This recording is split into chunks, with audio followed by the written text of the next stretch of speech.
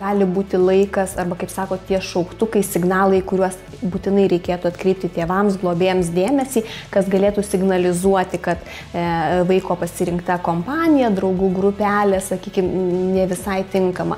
Tiesiog jaučiam iš vaiko galbūt elgsenos, lyg kažką slepia, nori nuslėpti, netvirauja, galbūt vėluoja grįžti į namus, galbūt gali būti atvejai, kad ir naktimis negrįžta. Tai būtų pirmi tokie signalai, kad jau reikėtų susirūpinti ir inicijuoti tą pokalbį su vaiku, tiesiog išsiaiškinti vis tik tai, siekiant atverti vaikui, kad jisai atsivertų, pasitikėtų ir papasakotų, kas gi vyksta. Eiti į vaiką, kalbėti su juo, skatinti jo atvirumą, kviesti pasitikėti.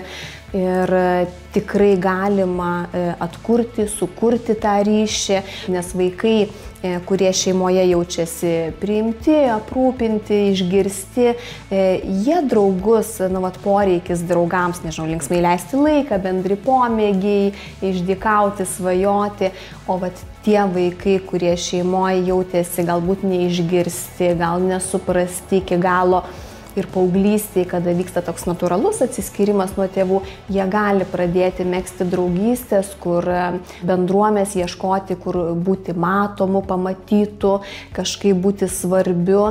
Tai tie pasirinkimai gali vykti netinkamai ir tėvų tikrai pareiga turbūt atkreipti, būti dėmesingam svarbiausia. Jeigu mes kalbam apie tokius atvejus, apie žinomas, pavyzdžiui, vagystės ar kažkokius, nusikaltimus vykdomus bendramžių ar ne, tai tikrai labai mažai tikėtina, kad vaikas pats drįs apie tai pranešti ir ras būdą, kaip geriausia tai padaryti.